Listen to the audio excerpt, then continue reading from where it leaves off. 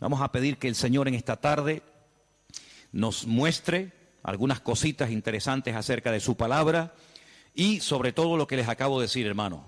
Estad preparados, tener respuestas correctas, adecuadas, para que cuando los inconversos, la gente que no conocen al Señor, vengan a hacernos preguntas, nosotros podamos responderle correctamente. Bendito sea Dios.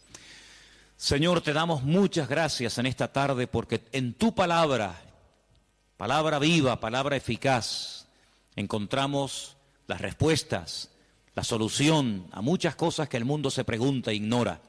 Te pedimos, Dios mío, en el nombre bendito y poderoso de tu amado Hijo Jesús, que todo lo que compartamos en esta tarde sea de bendición, sobre todo para los que están buscando la verdad, para los que quieren adquirir conocimiento y conocer la verdad, verdad que les hará libres. Ayúdanos en esta tarde, Señor, a la luz de tu palabra, a dar respuestas a tantos interrogantes y preguntas que la gente tiene hoy en día.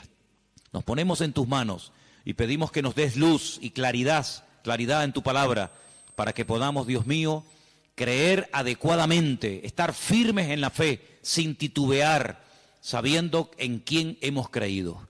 Ponemos este tiempo de estudio en tu palabra, en el nombre bendito de Jesús. Amén y amén. Bendito sea el Señor. Hermanos, quiero llevarles a 4 textos para comenzar. Y el primero va a estar en Jueces capítulo 11. Nos vamos a lo que llamamos Antiguo Testamento, al capítulo 11 del libro de los Jueces. Y vamos a leer concretamente el versículo 40. Jueces, repito, capítulo 11, versículo 40. Y dice la palabra del Señor lo siguiente. Presten atención a lo que dice ahí nuestro Dios. Jueces 11, 40. Y se hizo costumbre en Israel que de año en año fuesen las doncellas de Israel a endechar a la hija de Jefté, Gaaladita, 4 días en el año. Fíjense la palabra costumbre. Se hizo costumbre, no era costumbre hasta ese tiempo. Antes nadie se iba 4 días por el campo, por el monte, a llorar, a endechar a la hija de nadie. Pero ocurrió algo, ustedes conocen que Jefté hizo un juramento que fue una auténtica locura, y fue la de presentar a su hija en sacrificio al Señor.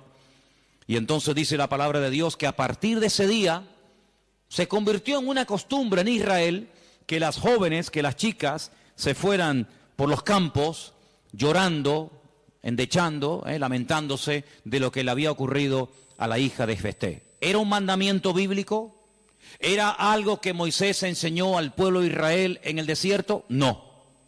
Sino que se hizo costumbre. Empezaron un año y otro año, una generación y otra generación, hasta que aquello se convirtió en una costumbre. Y quiero en esta tarde que ustedes se den cuenta de que una cosa es la costumbre, la cultura, las tradiciones, y otra cosa muy diferente es lo que manda y ordena el Señor en su palabra. A nosotros nos tiene que dirigir la palabra de Dios, no las costumbres de las naciones. No es que esta costumbre, esta tradición lleva 500 años celebrándose en mi país o donde sea. Bueno, los años que se llevan celebrando las costumbres, cualquiera que sean, no le dan credibilidad a la costumbre. Durante muchos siglos era normal salir a una plaza pública y torturar o quemar a una persona, y todo el mundo iba como si fuera un espectáculo público, ¿verdad? Porque era la costumbre de la época. Bueno, pero eso no significa que como era la costumbre, pues está bien. Cuidado, la palabra costumbre, hábito, aparece desde un punto de vista positivo y desde un punto de vista negativo. Por ejemplo, la Escritura dice en el Evangelio según San Lucas que el Señor Jesucristo, conforme a su costumbre, iba el sábado a la sinagoga.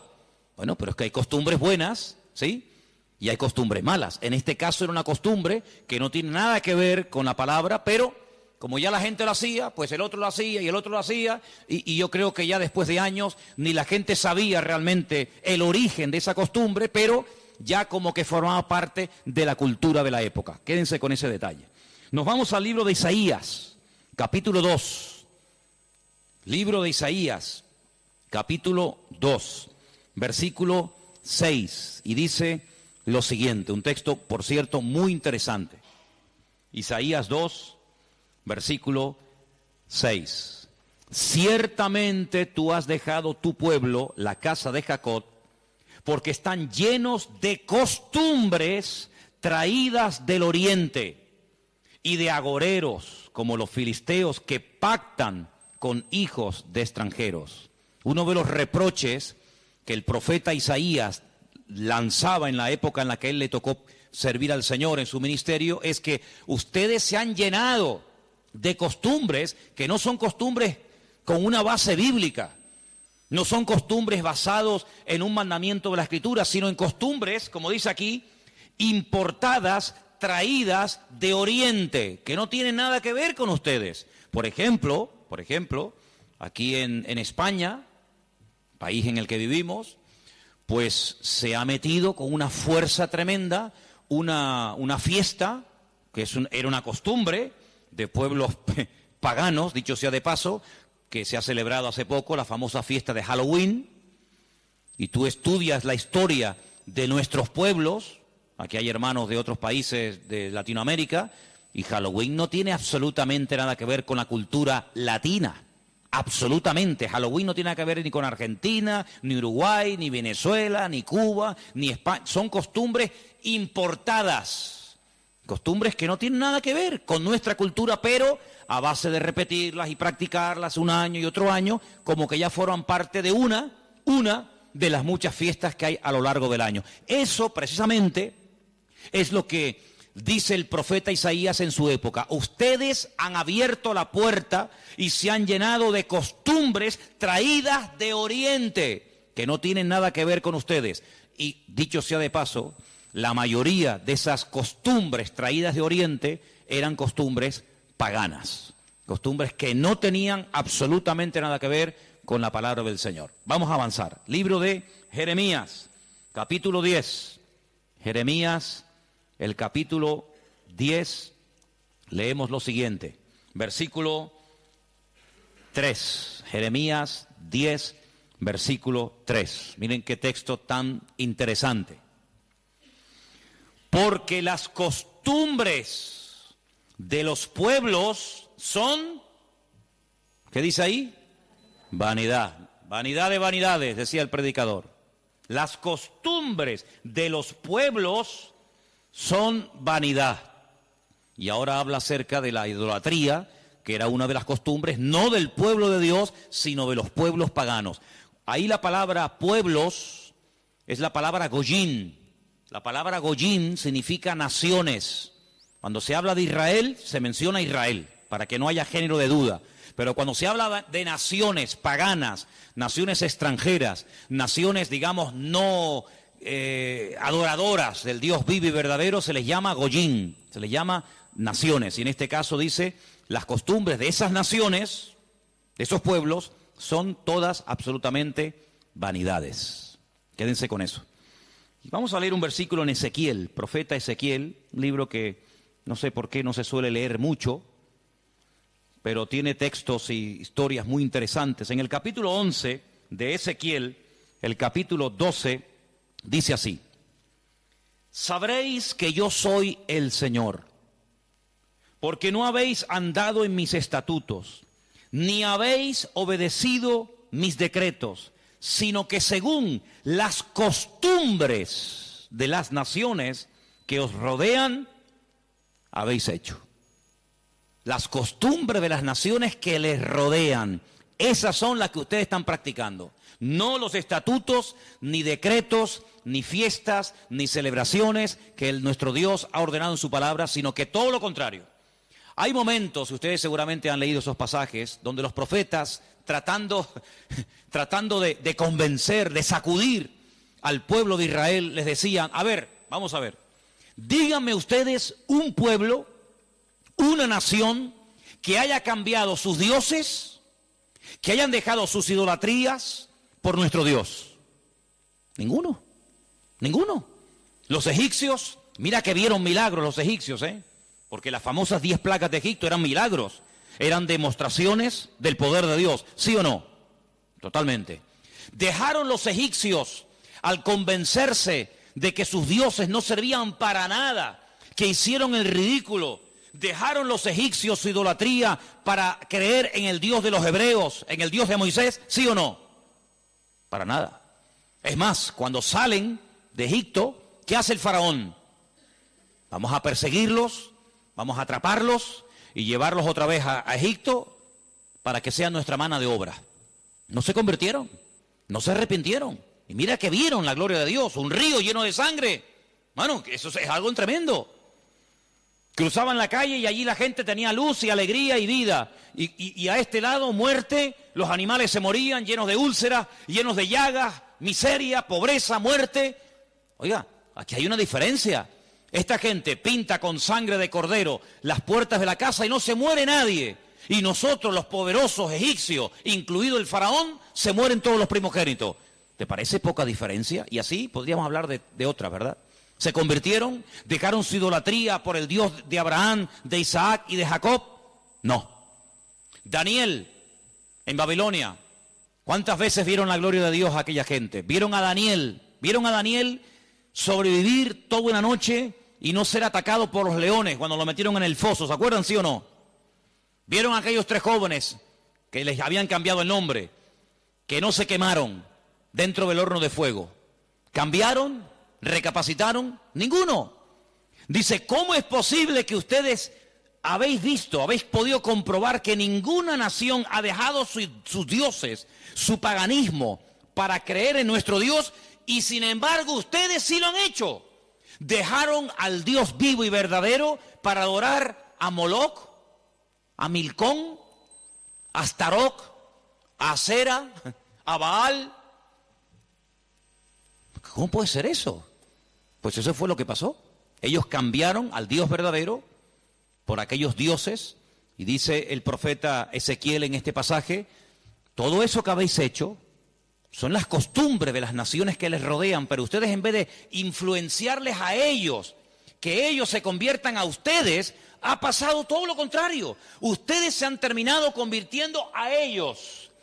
Han adoptado su forma de vivir, su forma de adorar, su forma de cantar, su forma de comportarse.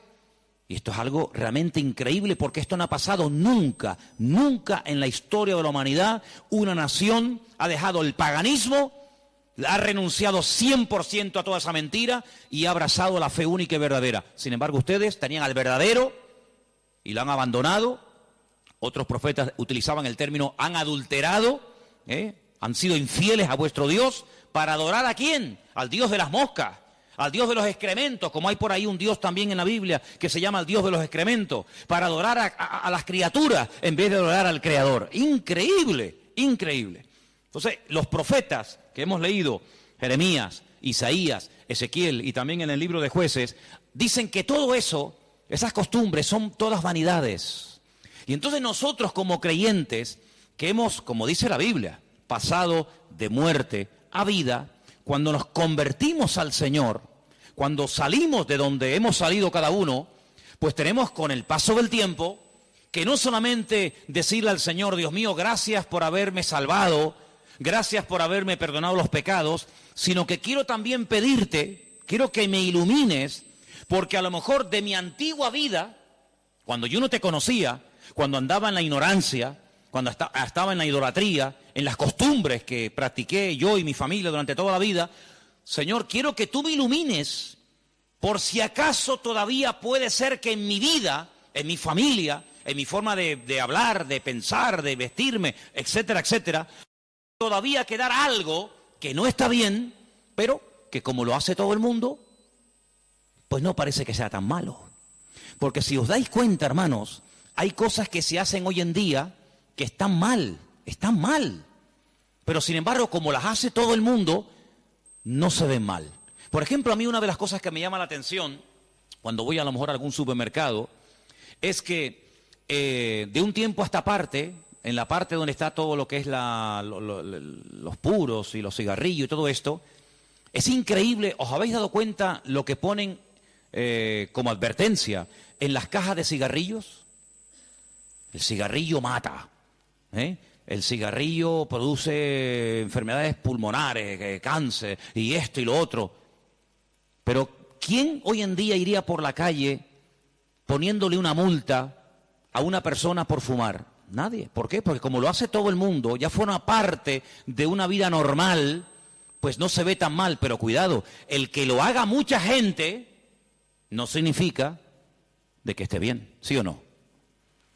Entonces puede ser que a lo mejor algunos de ustedes en algún momento se ha sentido, perdonen la expresión, como un bicho raro en su puesto de trabajo, con los amigos, con la familia, con los vecinos, ¿sí o no?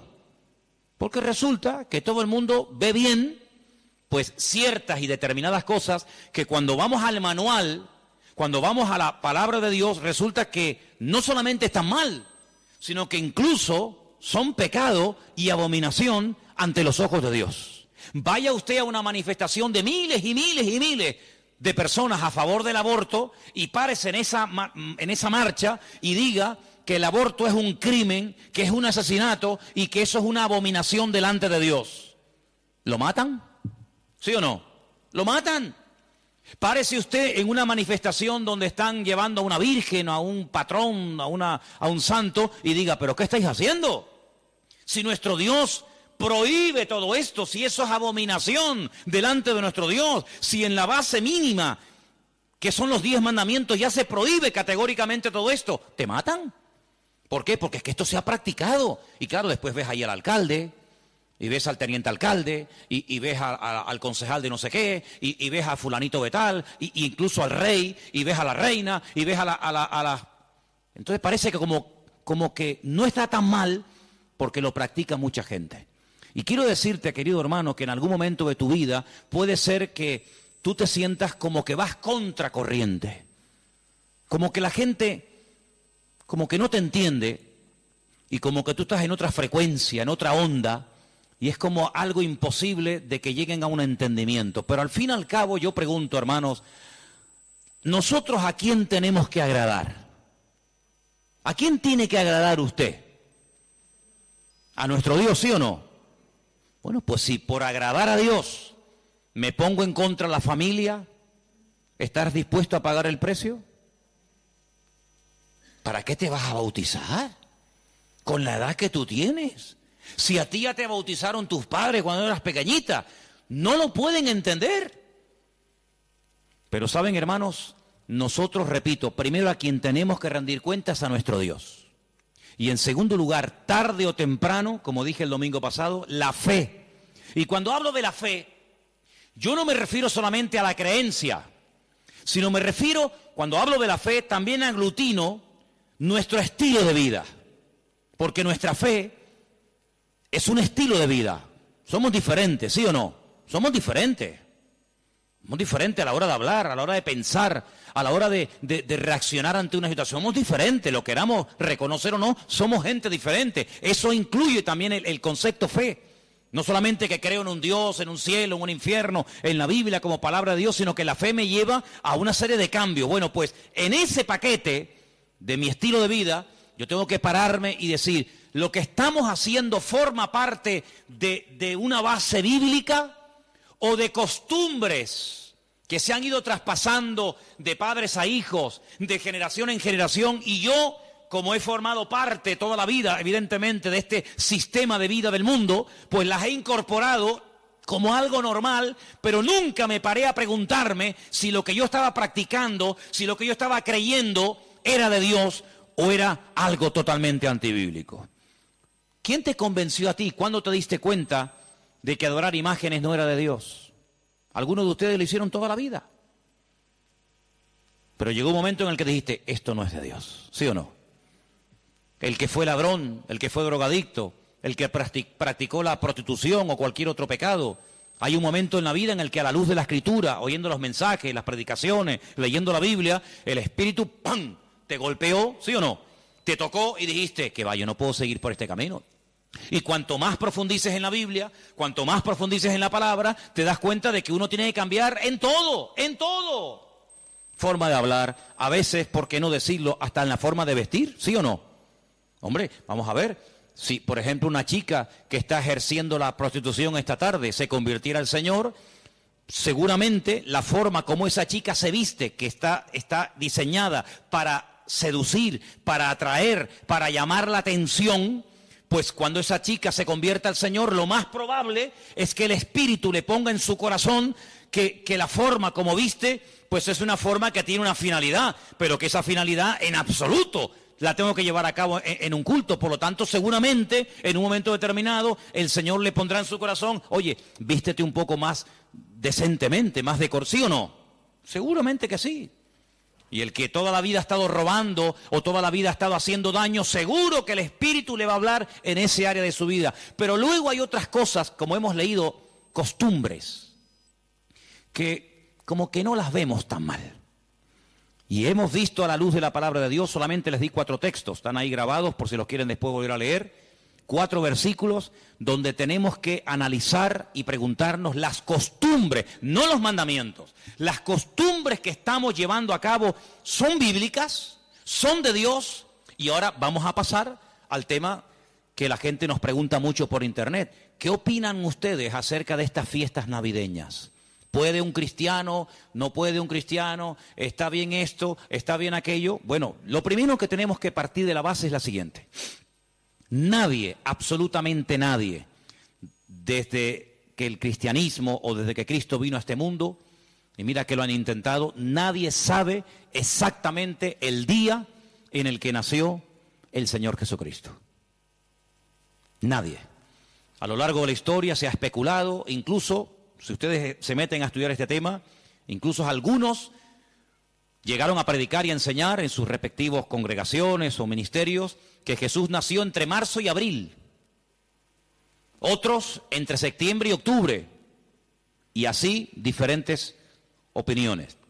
Por lo tanto, partimos de la base de que, lógicamente, el Nuevo Testamento, porque el Antiguo no te lo va a decir, porque no había nacido, el Nuevo Testamento en ninguna parte te dice exactamente el día en el que el Señor Jesucristo nació. Nadie sabe absolutamente nada. Sí sabemos que murió en una época en la que los judíos estaban celebrando una fiesta llamada la Pascua. Sí sabemos que hay una fiesta que nosotros la conocemos como Pentecostés, que su nombre original es Shavuot, la fiesta de las semanas, que el Señor la utilizó para que en ese día concretamente, pues aquel grupo que había en aquella casa fueran llenos del Espíritu Santo. Eso sí lo sabemos. También podemos saber con exactitud que el Señor Jesucristo, la noche que fue entregado y en ese lapsus de entre una hora y otra, y fue a ser crucificado, se estaba celebrando la fiesta de los panes sin levaduras que se unía a la de la Pascua. Todo eso está clarísimo. Y sabemos pues cuándo hay que celebrar la fiesta de la Pascua y la fiesta de Pentecostés y la fiesta de los tabernáculos. Todo eso lo sabemos porque está estipulado en la Biblia. Y te dice, contarás desde tal día a tal día, tanta semana. ¡Pum! Y eso es matemático. Pero en cuanto al nacimiento de Cristo, la Biblia no nos da ninguna información exacta de cuándo nació. ¿Por qué? Porque en nuestra concepción, entre comillas, cristiana, cometemos un gravísimo error. Y es que Jesucristo nació en un contexto judío, no en un contexto cristiano. Jesús nunca fue a ninguna iglesia evangélica, él toda la vida fue a sinagogas. Jesús nunca practicó costumbres cristianas, las costumbres que él practicó y su padre y su madre y sus antepasados eran costumbres judías, ¿verdad? Por lo tanto, para nosotros se comienza a contar desde el nacimiento del niño. Y dice, bueno, el niño nació el 2 de octubre.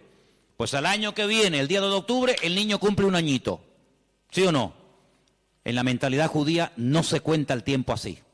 En la mentalidad judía, en el momento en el que la mujer sabe que está embarazada, en el que la mujer sabe perfectamente que sí o sí está embarazada, ahí se empieza a contar. No a partir del nacimiento a los 9 meses, ¿me entendéis? Por lo tanto, ya empezamos mal. Es como, por ejemplo, cuando nosotros decimos, bueno, ahora mismo aquí en Tenerife tenemos las 8 en punto de la noche. A las 12:01 será día viernes. Eso según nuestro calendario, según nuestra cultura, según la Biblia, ya es viernes. ¿Por qué? Porque en cuanto cae el sol y ya se puede ver, aunque sea una sola estrella en el firmamento, automáticamente ya estamos al día siguiente. Entonces dice, entonces todo es al revés. Bueno, hay que saber estas cosas. Nuestro calendario gregoriano, inventado, mandado a hacer por un papa, tiene 365 días. El calendario bíblico tiene 360 días. Otro dato a tener en cuenta. ¿Qué te parece? Y así podríamos contar cantidad de detalles que cuando uno va a la palabra, uno tiene que conocerlos. Porque si no ya estás partiendo equivocadamente. Y entonces decimos, el nacimiento del niño marca el momento de su nacimiento y de su próximo cumpleaños. Te vuelvo a repetir, la vida en la cultura judía, en la cultura hebrea, se cuenta a partir de la concepción, no a partir del nacimiento. Ahora bien, tengo aquí algunos datos que les voy a leer en esta tarde, que son muy interesantes, pero primeramente quiero decir lo siguiente. No sabemos la fecha exacta del nacimiento de Cristo. No hay ni un solo ejemplo, ni uno solo. Si alguien sabe de alguno, por favor que lo diga ahora, o calle para siempre. No hay ni un solo ejemplo en el Nuevo Testamento de nadie que haya practicado el nacimiento de Cristo, que haya celebrado, mejor dicho, el nacimiento de Jesús. La única fiesta que nos obligó el Señor a recordar frecuentemente fue, dice, haced esto, háganlo en memoria de mí. Y cada vez que comáis este pan y cada vez que bebáis de esta copa, mi muerte, estáis anunciando hasta que yo vuelva. Es una orden. Yo sé que hay movimientos cristianos o evangélicos que no practican esto de tomar pan y vino asiduamente, porque dicen que es algo simbólico. Bueno, yo solamente lo digo con todo mi respeto, no saben lo que se pierden. Y es una interpretación incorrecta. Yo creo que es bíblico y estamos todos de acuerdo, ¿sí o no? Que hay que partir el pan y el vino. Hombre, hay iglesias que lo hacen todos los domingos. Elena, por ejemplo, se crió en una iglesia que todos los domingos, sí o sí, todos los domingos a la mañana, se llama culto de comunión. Por eso, porque se da la comunión. Hay iglesias que lo hacen una vez al mes, otras iglesias una vez al año, etcétera, etcétera. Pero que hay que hacerlo, hay que hacerlo. Pero Jesús nunca dijo, los discípulos nunca dijeron, Pablo nunca escribió, Pedro nunca escribió, Santiago nunca escribió, ningún discípulo escribió, y también tenéis que recordar todos los años el nacimiento del Mesías. No. Mira, recordamos cuando partió el pan y el vino e inauguró el nuevo pacto. Recordamos su muerte, claro. Recordamos su resurrección. Recordamos la venida del Espíritu Santo en el día de Pentecostés. Recordamos un montón de cosas, pero bíblicamente no te puedo demostrar, no lo puedo hacer. Te estaría mintiendo. No te puedo demostrar bíblicamente que los primeros cristianos celebraban el nacimiento de Cristo. No lo hacían. Ni siquiera es un mandamiento de la Biblia el celebrar dicha fiesta. Entonces te estoy dando información para que lo sepas. La fecha exacta del nacimiento de Cristo no se encuentra registrada en el Nuevo Testamento. Ahora, el famoso día 25 de diciembre ha sido un día que en el mundo pagano, en el mundo greco-romano, ustedes saben que estaban los babilónicos, luego vinieron los medos persas, a continuación los griegos y después los romanos. El Antiguo Testamento, lo que llamamos vulgarmente Antiguo Testamento, termina con el imperio medo-persa. Pero cuando empezamos a leer el Nuevo Testamento, nos encontramos a los romanos. Y tú dices, ¿pero y los griegos? ¿Ves? La Biblia no te da información sobre los griegos. Pero entre el Antiguo y el Nuevo Testamento, que hay 400 años de silencio, ¿sabían eso, no? Nuestro Antiguo Testamento, ¿cuál es el último libro del Antiguo Testamento según nuestra Biblia? Malaquías. Pero cuando tú vas a una Biblia hebrea, tú te das cuenta que el último libro del Antiguo Testamento no es Malaquías, es Segunda de Crónicas.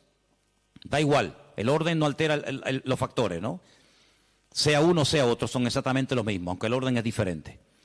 Pero cuando se termina de escribir, cuando el último profeta del Antiguo Testamento terminó su mensaje, supongamos que fuera Malaquías, hasta que encontramos al siguiente profeta predicando. ¿Y quién fue el siguiente profeta entre el Antiguo y el Nuevo predicando? ¿Quién fue? Juan el Bautista. Hay 400 años de silencio. No hubieron profeta entre Malaquías y Juan el Bautista. ¿Y cómo se guiaba la gente? Por la palabra. Ahí estaba todo escrito, todo comprimido, todo condensado. Y fue un tiempo de silencio, de palabra profética, pero la palabra ya estaba escrita. Luego la gente querían palabra, vayan a la palabra, valga la redundancia. Vayan a la escritura y ahí encuentran todo. Bien.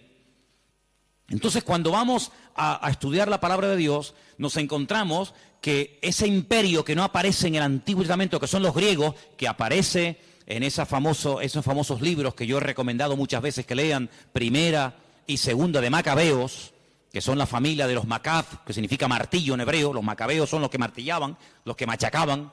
Y en estos días en Israel se está celebrando una fiesta que no tiene una base, vamos a decir, bíblica, sino es un mandamiento bíblico el cumplirla, vaya, pero que es una fiesta que en estos días ya se está celebrando, y les voy a demostrar que Cristo la celebraba, aunque no era mandamiento, Él la celebraba, y es una fiesta que se llama la fiesta de Hanukkah.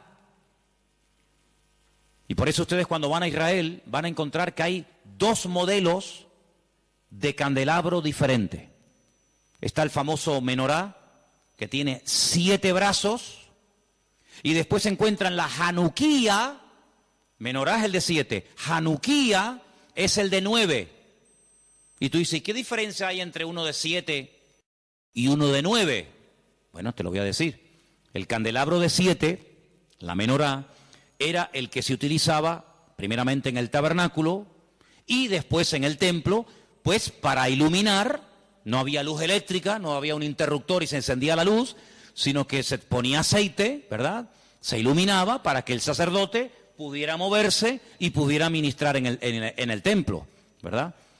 Ya dimos en su día una explicación de que el primer versículo, quédense con este dato, el primer versículo de los primeros 5 libros de la Biblia, Génesis 1.1, Éxodo 1.1, Números 1.1, Levítico 1.1 y Deuteronomio 1.1, nos explican todo lo que tiene el menorá. ¿Cuántas palabras tiene en hebreo el primer versículo de Génesis? 7 brazos. Otra característica de la menorá la encontramos en Éxodo 1.1 y así sucesivamente, pero no voy a entrar en detalles acerca de eso. Pero en la época de los seleucidas, en la época de los griegos, déjenme que les cuente algo de historia, que es bueno saberlo. Cuando Alejandro Magno muere, dicen que era homosexual, no dejó descendencia. Es el único imperio que pervive después de la muerte del emperador, pero no en sus hijos, sino en sus generales. Por eso Daniel, cuando está en Babilonia, dice que él vio a un leopardo con 4 cabezas. Y las 4 cabezas son los 4 generales que cuando Alejandro Magno muere, se reparten en 4 pedazos el mundo que había conquistado Alejandro Magno, ¿verdad? Uno de los trozos que se reparte tenía que ver con Israel. Y allí estaba el famoso Antíoco Epifanes, que era terrible, terrible.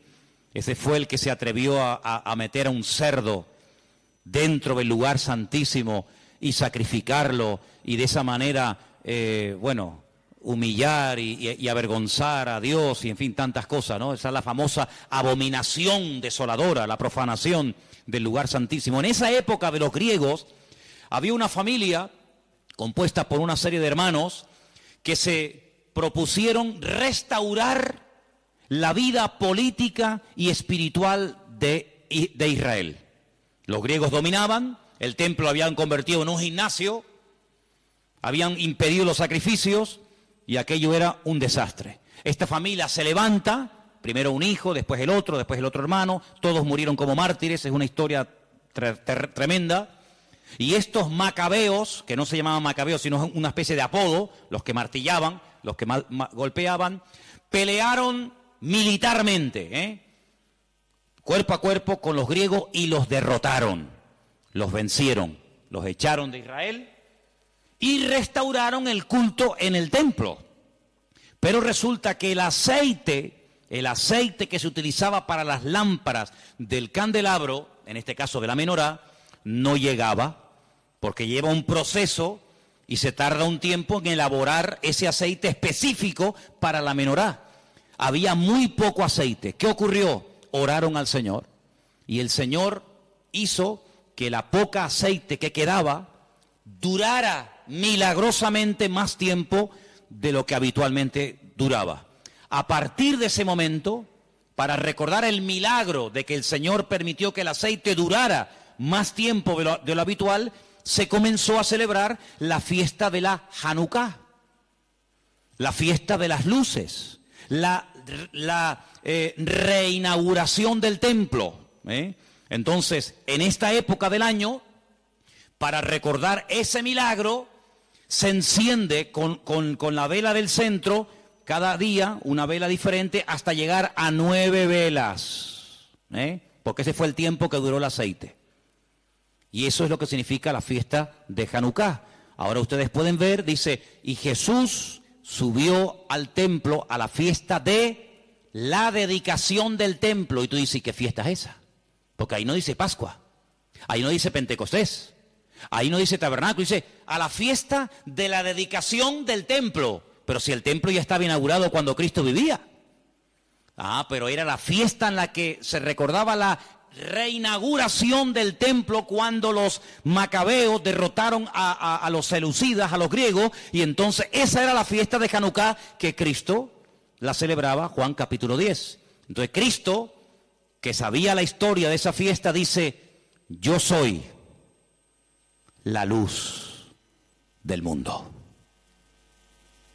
Y la gente sabía lo que estaba diciendo, porque así como este aceite, esta luz se enciende, yo soy ahora la luz del mundo. Y posteriormente a sus discípulos le dice, y ahora también vosotros sois la luz del mundo. Y todo está basado en algo que pasó en aquel tiempo. Entonces, cuando vamos al Nuevo Testamento, nos encontramos que nos dice la Biblia quién gobernaba en el Imperio Romano en el tiempo del nacimiento de Cristo. Pero cuando se hace el calendario gregoriano o cristiano, vaya, el que tenemos ahora mismo nosotros, se cometió una gravísima equivocación. Algunos calculan que del verdadero calendario bíblico al que usamos actualmente puede haber una diferencia entre 4 y 6 años. Es decir, que en vez de estar ahora en el 2015, estaríamos ahora 4 años o 6 años más de lo que estamos. Y eso es bueno saberlo, porque la Biblia nos da datos acerca de lo que va a ocurrir en cada tiempo, y por eso estamos viendo profecías cumplidas nosotros en este momento, que tú dices, pero no me encaja el tiempo. Claro, no te encaja el tiempo si te llevas por el 2015, pero si te llevas por el calendario bíblico, te encaja todo de una forma maravillosa, porque Dios no se mueve con el calendario inventado por don Gregorio, sino Él se mueve por el calendario inventado y creado y dado por Él en su bendita palabra. ¿Cuántos dicen amén? Entonces, sigo leyendo esto que está muy interesante. La historia de la Navidad parece tener los primeros antecedentes entre el 320 y 353 después de Cristo. Es decir, que hasta el 350 y pico después de Cristo, ningún cristiano, ninguna iglesia practicaba o celebraba lo que vulgarmente llamamos la Navidad. Durante más de 300 y pico de años, esto no existía. ¿Qué te parece? Yo dije un día que si ustedes quieren ver la transformación terrible que experimentó el cristianismo, tienen que leer detenidamente lo que pasó en el Concilio de Nicea. Ahí en Google, se meten, Concilio de Nicea, estudien, lean lo que allí pasó. El cristianismo del 300 para atrás era diferente al cristianismo que se vive hoy en día del 300 y pico hasta nosotros. Todo cambió, hermanos, todo cambió. Entonces fue en esa época, en ese tercer siglo, cuando se comenzó a decir que Cristo había nacido el 25 de diciembre. ¿Por qué? Porque era la fiesta, era el día más pagano del año. Se celebraba el culto al dios Saturno, y el dios Saturno era el dios de las cosechas, y era un día de celebración, pero de celebración pagana, de sacrificios en agradecimiento al dios Saturno. Era el solsticio de invierno en el hemisferio norte, y ahí dijo alguien, bueno, vamos a utilizar el día más pagano del año cuando se adora al sol, vamos a utilizarlo y lo vamos a cristianizar para que de esa manera también nosotros los cristianos formemos parte de la festividad y de la alegría a nivel mundial. Desde finales del siglo IV, el cristianismo, finales del siglo IV, el cristianismo comienza con la famosa tradición de la Navidad, y el Papa Julio I dijo que Jesús había nacido el 25 de diciembre. ¿De dónde lo sacó? De ninguna parte, se lo inventó, porque la Biblia no dice que Jesús nació el 25 de diciembre, pero él, como era el Papa, cualquiera le llevaba la contraria. Era el día en el que se celebraba, como acabo de decir, el solsticio de invierno en la antigüedad, y era el día en el que las costumbres y las tradiciones heredadas, las costumbres y mitos y leyendas más aberrantes se llevaba a cabo, y entonces se utilizó para que la gente supiera que también Cristo había nacido en esa época, y de alguna manera pues utilizar el paganismo, utilizar las festividades, pues para decir, bueno, Cristo también nació en esta época, ¿no? En el año 540, un monje llamado Dionisio, cuyo apodo era el Exiguo, en el cálculo de las fechas propició la fijación de una fecha errónea en cuanto al nacimiento de Cristo. El error incluso hasta en el año, porque se cree que Jesús nació 4 o 6 años antes de lo que realmente esta gente decía. El tema de las fechas, ya hemos dicho, es algo muy controvertido, pero al final se llegó a la conclusión de que Cristo había nacido en esa época, y los cristianos comenzaron a practicarlo como parte de la cultura o de la tradición. Hay muchos relatos en los que cuenta la historia que miles y miles de cristianos se dejaron matar, quemar, crucificar y torturar hasta la muerte porque se negaban a celebrar la famosa Navidad el 25 de diciembre. Así que hermanos nuestros en la fe han muerto quemados, torturados y crucificados por negarse a formar parte de una fecha inventada, creada por el hombre, rodeada de paganismo, donde una de las costumbres que había era sacrificar toros, sacrificar animales, cortarle los testículos a estos animales y colgarlos en los árboles. De ahí viene la famosa costumbre de colgar bolitas en los árboles, de la costumbre pagana de aquellos degenerados griegos y romanos que hacían este tipo de ofrendas y de sacrificios a sus dioses, y de ahí pasó.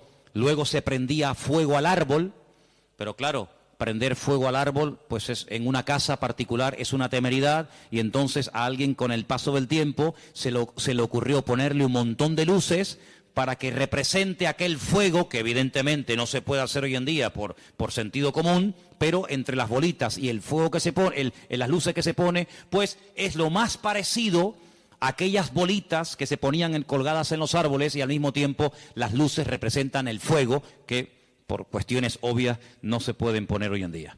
Así que Jesús no nació el 25 de diciembre, pero escuchen esto porque es muy interesante. La explicación más consistente de los historiadores es que el origen de la Navidad se tomó entre el siglo III y IV, ya lo hemos dicho, ¿verdad? El porqué de la elección de esta fecha, bueno, se relaciona con la necesidad de la reciente oficializada religión cristiana de imponerse sobre las tradiciones de los cultos paganos romanos. En aquel tiempo el mundo estaba dominado por el Imperio Romano, se adoraba a Saturno, como el Imperio Romano a través del emperador Constantino supuestamente se había convertido.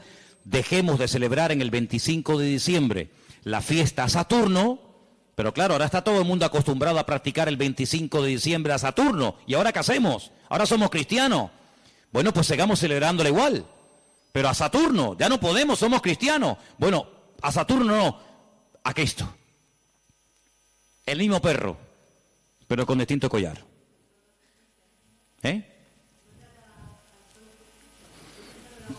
Adoraban al sol. Sí, Ellos pueden decir misa.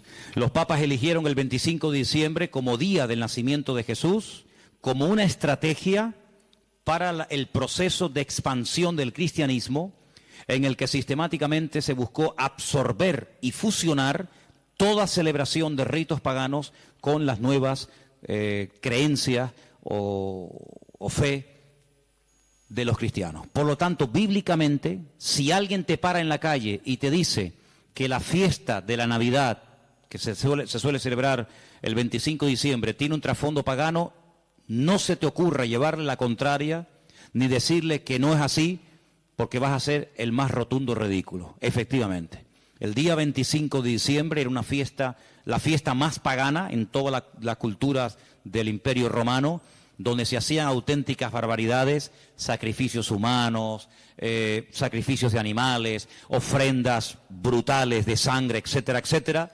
Como supuestamente, repito, el Imperio Romano dejó el paganismo y abrazó la fe cristiana que había perseguido durante más de 300 años, pues ahora ¿qué hacemos? Ahora nos encontramos con un dilema.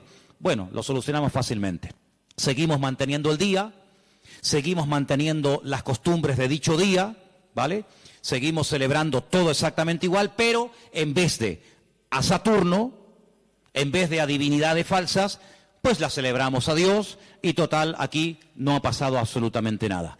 A base de repetir y de repetir y de practicar, un siglo, una generación, otra generación, nos hemos puesto hoy en día en el año 2015, aparentemente después de la era cristiana, y resulta que hemos abrazado unas costumbres y unas prácticas que nosotros no lo hacemos con ninguna mala intención, ¿no?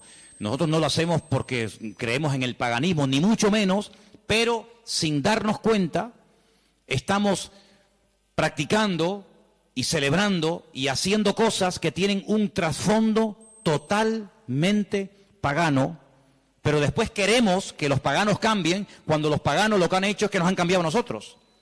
Y se han metido en nuestras casas, y se han metido en nuestras costumbres, y se han metido en nuestro vocabulario, y hemos visto, no de ahora, de hace ya muchos años, que en estos días, que teóricamente, vamos a decir, ha nacido el Señor, que no es así, ya lo hemos demostrado, pero que teóricamente teníamos que celebrar su nacimiento, resulta que se ha convertido en una fiesta, ¿de qué? De despilfarro, de derroche, de negocio, donde después se habla de la famosa cuesta de enero, porque la gente empezó a regalar y a comprar y a regalar y a comprar, a regalar y a comprar cosas que después en enero se arrepienten o no usan o quieren cambiar, y después resulta que ya el año, en vez de empezarlo libre de deudas, ya lo empiezan con más deudas, aparte de las que ya tenían del año anterior.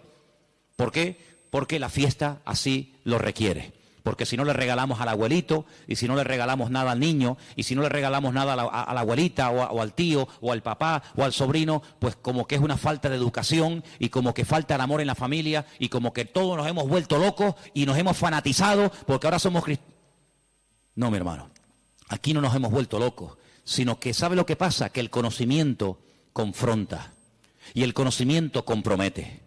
Por eso hay gente que dice, yo prefiero no saber nada, y seguir en la ignorancia. Pero ¿sabes qué? Cuando estamos en Cristo, estamos obligados, estamos comprometidos con la verdad. Y la verdad nos hará libres en la medida, no es como un botón, la verdad os hará libres. Eso no cuesta nada decirlo. La verdad nos hará libres siempre y cuando interioricemos y practiquemos la verdad. Porque yo puedo conocer la verdad, pero la verdad si no la vivo, si no me la aplico, si no la practico y si no la interiorizo, la verdad simplemente no hace absolutamente nada. No es como un amuleto. ¿Cuánta gente ha comprado antaño la Biblia? ¿Cuántos hogares tenían un pedazo de Biblia enorme y la tenían ahí en la estantería? ¿Por qué? Porque, hombre, es la palabra de Dios. Pero es que la palabra de Dios no es un amuleto. No es como el que pone una herradura. No es como el que pone una ristra de ajos. No es como el que recurre a un amuleto, que los hay en todas las religiones. Los judíos también tienen un montón de amuletos, ¿eh? No se pueden ustedes imaginar. La famosa segulá y tantos amuletos creados y diseñados y vendidos y bendecidos por los rabinos para protección del mal de ojo, para protección de no sé qué, para protección de los malos espíritus. En todas las religiones siempre ha habido amuletos, pero la verdad, la Biblia no es un amuleto, es un estilo de vida que nos lleva a comprometernos y nos lleva a decir: Señor, perdóname, porque he estado creyendo y practicando y encima enseñando y transmitiendo una mentira, creyendo que es una verdad. Y no hay nada peor que creer que algo de mentira es una verdad y yo la practico en mi vida. Hermanos, en estos días, generalmente en todas las iglesias, incluido esta, suele ocurrir algo muy común. Y es que, por ejemplo, lo notamos, ¿no? Y no es que llevemos un control excesivo del tema, pero les cuento la realidad. Muchísimos creyentes se gastan el dinero que tienen y el que no tienen, y se olvidan muchas veces de lo que tenían que haber apoyado con su dinero a la obra de Dios. ¿Por qué? Porque hay que comprar regalos a todo quisque, y hay que tirar la casa por la ventana. Y si nos vamos a la noche a la cama sin tener toda la mesa llena de comida, como que no hemos celebrado Navidad. Y yo pregunto, imaginémonos por un instante, que no es así, pero trabajemos con la hipótesis. Bueno, vale, nació el 25 de diciembre, vale, perfecto. Si realmente nació el 25 de diciembre, ¿a quién tendríamos que celebrar la fiesta? Me imagino que al Señor. Pero nosotros somos tan listos que nos hacemos la fiesta para nosotros. Y tendríamos que traerle regalos a Él. ¿Cómo? Bueno, pues ¿qué le hace falta a la iglesia? Pintarla. Yo regalo este año la pintura. Si el cumpleaños del Señor y esta es la casa del Señor, ¿qué le hace falta a la iglesia? Más sillas, yo las regalo. Pero no hacemos regalos al que cumple años, teóricamente, sino que nos hacemos regalos a nosotros. A papá, a mamá, al tío, al sobrino. Y yo digo, bueno, ¿el cumpleaños de quién es? ¿Tuyo? ¿O es el del Señor? Porque si es el del Señor, al que menos le hemos regalado ha sido a Él. Resulta que nos hemos regalado a nosotros. Y tenemos, los que tengan, ¿no?, el árbol lleno de docenas de juguetes y docenas de regalos. Y tú dices, ¿y el regalo del Señor dónde está? Porque la iglesia no puede sufrir en estos tiempos, en este mes de diciembre, porque teóricamente sería el mes de más abundancia, ¿sí o no? Tendría que ser el mes en el que sobraran Biblias, sobraran sillas, sobrara de todo, porque es el día especial del Señor. Pues ¿saben qué? Suele ocurrir generalmente todo lo contrario. Es cuando tal vez menos nos acordamos del Señor. Ahora, nosotros vamos a utilizar la fiesta que el mundo inventó, no el Señor, no la iglesia primitiva, no la Biblia. Nosotros vamos a utilizar la fiesta que inventó el mundo para decirle al mundo el motivo por el cual el Señor vino a este mundo. Que no fue otro más que morir por nuestros pecados, derramar su sangre y restaurar nuestra vida y sacarnos de la miseria y de la ignorancia y ponernos en el reino de su amado Hijo. Eso es lo que vamos a hacer. El mundo que celebre lo que quiera. No es un tiempo para derroches, ni despilfarro, ni borracheras. No es un tiempo para trasnochar y tirar la casa por la ventana y parece que si no le regalo un suéter, o un pantalón o una camisa, fulano se enfada y me mira, pues que me mire como quiera. Pero no es un tiempo para nosotros. Tendría que ser en todo caso un tiempo de más oración, de más compromiso, de más reuniones, de más entrega. Tendría que ser eso. Si verdaderamente nació en esta época, tendría que ser eso. Pero lamentablemente vemos que no lo es. Y entonces, amados hermanos, resumiendo un poco todo esto, ¿qué vamos a hacer nosotros? Vamos a decirle al mundo, claro, nosotros creemos que Él vino.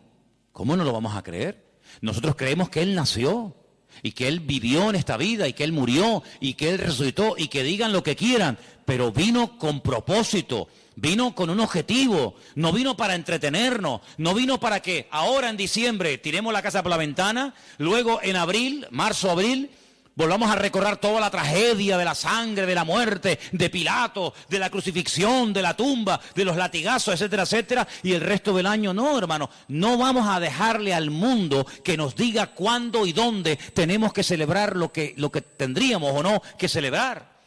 ¿Qué es lo que tenemos que celebrar? Lo que dice la Biblia. Haced esto en memoria de mí. Ahí tienes ya un ejemplo. Si dice el Señor, nos dice el Señor, haced, cumplid con esto en memoria de mí, Bueno, ahí tenemos una obligación, pero en ninguna parte mi Señor, nuestro Señor, ni a ti ni a mí, nos dice, y una vez al año recuerden que el 25 de diciembre yo nací, porque dicho sea de paso, cuando Cristo nació,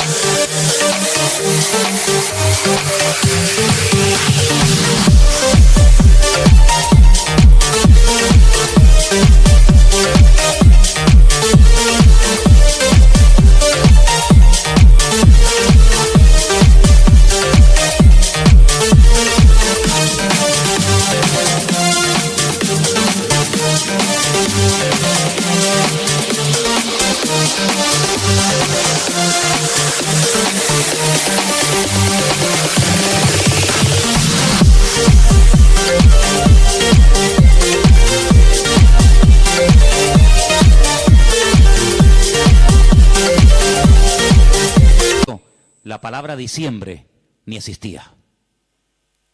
Porque ni ese mes existía cuando el Señor Jesucristo nació, sino que estamos hablando de términos y de palabras creadas, diseñadas e inventadas por los hombres. Y quiero que este año sea diferente. Debe ser diferente este año en nuestras casas. Lo dije hace mucho tiempo, cuando pongamos la mesa y nos juntemos los hermanos, los amigos, los familiares, etcétera, pongan en la mesa un cubierto como si Él estuviera sentado en la mesa con nosotros. Para que cuando venga un inconverso te diga, oye, ¿y ahí no se va a sentar nadie? Sí, ahí está sentado esta noche el Señor con nosotros. ¿Y eso? Sí, porque queremos que el Señor esté sentado en nuestra mesa. Porque si el Señor no está sentado en esta mesa, ¿qué rayo estamos celebrando nosotros aquí esta noche? ¿Qué estamos celebrando? ¿Un banquete? ¿Qué estamos celebrando? Si el Señor no está sentado en esta mesa, ¿qué hacemos aquí tú y yo? Es una cena normal y corriente como cualquier otra, pero queremos invitar al Señor a nuestra casa. Queremos que coma con nosotros, que viva con nosotros, que duerma con nosotros, que entre con nosotros, que salga con nosotros. Nuestra vida no gira en torno a fiestas, porque nuestra fiesta se llama Cristo. Y nuestra fiesta desde el 1 de enero hasta el 31 de diciembre. ¿Cuántos dicen amén? No tenemos que decir, ay, ahora el nacimiento, ay, ahora la muerte. Todos los días yo recuerdo que Cristo vino a este mundo a morir por mí. ¿Sí o no? Todos los días yo recuerdo que Él murió por mí en la cruz. Todos los días, no solamente el domingo de resurrección, allí en el Parque La Granja. Yo todos los días recuerdo que el Señor resucitó al tercer día. Yo todos los días recuerdo que Él está vivo. No tengo que decir, bueno, ahora esto. Ahora, ¿quién nos marca a nosotros el calendario? Lamentablemente, ¿sabe quién nos marca el calendario? El mundo. El mundo se ha metido en la cultura de tal manera que dice, no, ahora carnavales, ahora Halloween, ahora Semana Santa, ahora la Ascensión de María, ahora el Puente de la Constitución. Y le hemos dejado al mundo que nos organice el tiempo y nos diga incluso cómo tenemos que comportarnos en cada época del año. Claro, nosotros gracias al Señor somos cristianos y muchas de esas cosas ya no las hacemos, pero el que es mundano, el que no es cristiano, dice, carnavales, ¿me tengo que disfrazar? ¿Me tengo que disfrazar? ¿Por qué? Porque el mundo dice que ahora es cuando yo me tengo que hacer de disfrazar y hacer el idiota durante una semana o 15 días, pero luego no, ahora dice, no, ahora viene la cuaresma, ahora viene la resignación, el perdón, la ceniza, no sé qué, no sé cuánto. No, ahora viene la Semana Santa, no, ahora viene no sé qué. Y le hemos dejado al mundo que organice nuestro tiempo y nuestro estilo de vida. Nuestro tiempo y nuestro estilo de vida, ya lo dijo el Señor cómo tiene que ser. Si a alguien le interesa, aquí lo tienen. Señor, ¿qué tengo que celebrar en marzo? Señor, ¿qué tengo que hacer en diciembre? ¿Qué tengo que hacer cada día de la semana? Aquí está el manual. No le dejemos al mundo que nos organice, porque mira, yo me acuerdo que hace años, y termino, en España no se celebraba Halloween. ¿Cuánto tiempo lleva esta fiesta entre nosotros más o menos? ¿Alguien más o menos sabe? 8 años. Bueno, 8 años. Y nosotros ya tenemos una edad. Luego, durante muchos años de nuestra vida, esta fiesta en España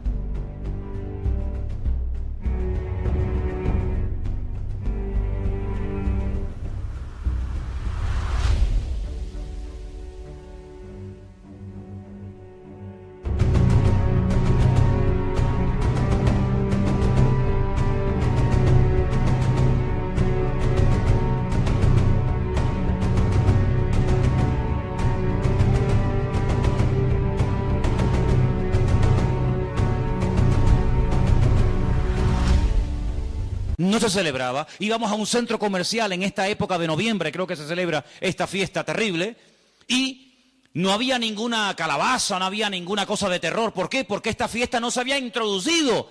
Pero mira cómo la metieron. Mira cómo la metieron, amigos. Y el otro día, el Black Friday.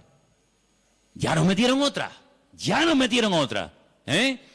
Y en enero, ahora y el mundo tiene, hermano, lo tiene tan claro, el diablo tiene tan claro los objetivos que dice, mira, a la gente le gusta varias cosas. Comer bien, vestir bien, vivir bien y divertirse. Perfecto.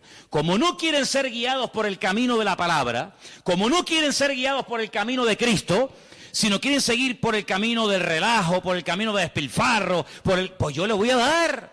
Y el diablo le da a la gente lo que quiere. ¿Quieres carnaval? Toma carnaval. Y tú dices, ¿cómo puede ser que un país que ha estado años en crisis llegue la fiesta del carnaval y no haya pagas para gente que no tiene nada y que están en el paro y que no tienen los pobrecitos nada? Y resulta que ayuntamientos den subvenciones de miles y de miles de euros a personas para que tiren la casa por la ventana durante una semana o durante un mes. ¿Cómo es posible? Es que el pueblo quiere eso. El pueblo quiere eso. En el pueblo de Tordesillas, en la provincia de Valladolid, la tradición del toro de la Vega. ¿Quién no ha oído esa barbaridad? Cogen un toro bravo, lo sueltan al campo y miles y miles y miles y miles de personas lo rodean, lo pinchan, lo clavan, lo torturan. Cuando ya el animal está reventado que no puede más, llega uno, rácata, le clava una lanza, lo montan en un caballo, lo llevan al pueblo y es el héroe, porque este año ha matado el toro de la Vega. Cuando van allí la gente a protestar en contra de esta fiesta, cuando han ido ecologistas o personas que dicen, oye, pero ¿cómo puede ser esto? Los han sacado del pueblo a patadas, los han apedreado. Y cuando los periodistas pueden acercarse a uno de aquellos fanáticos, ¿saben lo que les dice? Nunca dejaremos de celebrar esta fiesta en nuestro pueblo, porque esta es una tradición que hemos tenido en nuestra tierra de toda la vida. Y es como si la tradición impera por encima de la razón. Primero la tradición, luego la razón. Primero la tradición y luego todo lo demás. Pero vamos a ver, pero como creyentes vamos a entrar en ese juego. Hermanos, muchos de ustedes cuando entraban al agua y se iban a bañar no se persignaban. O cuando pasaban por una cruz no se persignaban. O cuando pasaba un coche fúnebre no se persignaban.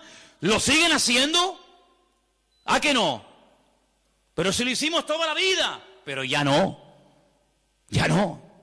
Porque hemos entendido de que hemos pasado de muerte a vida. Pero sigamos pasando de muerte a vida. No nos quedemos en mitad de camino. No digamos, ya no adoro a esto, ya no adoro a aquello, ya no adoro a esto, ya no hago tal. Pero alguna cosita me queda. Me queda esto y bueno, total son unos días. Hermanos, sigamos avanzando. Ese fue el gran error de Israel. Entró, conquistó cuatro cachitos de tierra. No, toda la tierra tenés que conquistar. No, Jericó, un poquito por aquí, un poquito por allá. Sí, pero escucha, es que allí viven los filisteos. Ah, bueno, no importa. Y allí viven los amorreos. Y allí viven los no sé qué. Total, tenemos ya 4 casitas. Nuestras vaquitas, nuestras ovejas, nuestras gallinitas. No, hijo, tienes que conquistar toda la tierra, porque si no los conquistas, ellos mañana se vuelven contra ti y te van a conquistar. Y en la vida cristiana no es conquistar el tabaco, la droga, la prostitución, la mentira, el soborno, no sé cuánto. Bueno, ya estos días ya están vencidos. Gloria a Dios. Pero ven para acá. ¿Y esto? ¿Y esto? Horóscopo. ¿Cómo? ¿Sí, horóscopo? Ay, amigo. No, pero es que ya no fumo, ¿no? Que no estoy hablando de eso. Eso ya está. Todavía tienes un poquito de horóscopo. Un poquito ahí de no sé qué. ¿Esto cuándo lo vas a conquistar? Lo que has conquistado no es excusa para no seguir conquistando lo que te falta. Es más, si has conquistado y superado cosas tremendas, te tienes que agarrar a eso y decir, Señor, como tú me ayudaste a conquistar y a vencer esto, que para mí era algo grande, importante, agárrate a eso y sigue practicando cosas. Porque yo te voy a decir una cosa. Cuando el Señor llamó a Gedeón, ¿se acuerdan? Llamó a Gedeón y le dice, mira, ven para acá. Tu padre tiene un ídolo en la casa y lo adora. levántate y rómpeselo. Y Gedeón dice, el ídolo de mi padre. Dice, sí, porque él no lo va a romper nunca. Entonces tú, que tienes las ideas más claras que él, ayúdalo, desata a tu padre. Porque si tú le dices a tu padre, papá, Dios me ha dicho que rompas el ídolo, tu padre nunca lo va a hacer. Pero tú sí lo tienes claro, ayuda a tu padre. Tú tienes más luz que él. Y entonces dice que lo hizo de noche. No se atrevió a hacerlo de día. ¿Saben la historia, no? Se levanta, despedaza el ídolo del padre y al día siguiente, ay mi madre, se monta la marimorena en la ciudad. ¿Quién rompió el ídolo del fulano de tal? El ídolo, el muñeco, la imagen del padre de Gedeón. Sale el padre de Gedeón, se entera y dice, bueno, si era tan poderoso, no fue capaz de defenderse. No sé quién habrá sido, pero vino alguien, lo rompió y no fue capaz de defenderse. Luego, no era tan Dios como yo creía que era. Fíjate que el hijo ayudó a que el padre se diera cuenta de que había estado adorando a un muñeco, creyendo que era un Dios poderoso, y cuando le atacaron, como es un ídolo, no pudo defenderse. Mira como un pequeño detalle, bueno, pequeño, como un gran detalle de su hijo, le ayudó a su padre a decir, oye, gracias, porque hoy me he dado cuenta de que yo estaba adorando a un muñeco. Hermano, hay gente que a lo mejor dice, mira, yo esto lo voy a dejar de hacer. ¿Por qué? Porque no es de Dios. Pero hay gente que no tendrá la fuerza. ¿Por qué? Porque la costumbre, la tradición, la familia, la sociedad, no sé qué. No te preocupes, yo le digo a la gente, mira, ¿usted le da miedo romper los muñecos que tiene? Ay, sí, porque me da cosita, tráigaselo que yo se los rompo. Yo le ayudo. No será la primera vez que me voy a ese patio ahí y me lío a martillazos con Pedrito, con Juanito y no se defienden tú, ¿eh? Los desmigajo todos, ¿eh? Y no se defiende ninguno. Y le digo, ¿te das cuenta cómo nos han defendido? Entonces, hermano, hay cosas que tendrás que romper tú. Tú tendrás que romperlas y quitarlas de tu vida. Pero hay momentos en los que Dios te pondrá en una casa, en una familia, para decir, mira, déjame ayudarte. Déjame demostrarte que esto no sirve para nada. Y ahí se van a dar cuenta, con ese acto de fe y de obediencia que tú has ejecutado, se van a dar cuenta de que verdaderamente estaban creyendo en una mentira. Yo les he dado de comer, les he dado información, hagan lo que les dé la gana, como dijo Josué. Hagan lo que quieran, pero yo en mi casa serviremos al Señor. ¿Oramos? ¿Les parece? Venga, oramos. Cierre sus ojos y recuerde lo que ha oído esta noche, porque el conocimiento compromete y confronta, y sin confrontación no hay cambio. Por eso esta noche Dios te ha dado una información y te ha dicho, esto viene de esto, esto y esto. Tú sabrás lo que haces. Pero te damos gracias porque tu palabra es luz. Es una lumbrera, es una antorcha que alumbra en medio de las tinieblas, en medio de la oscuridad.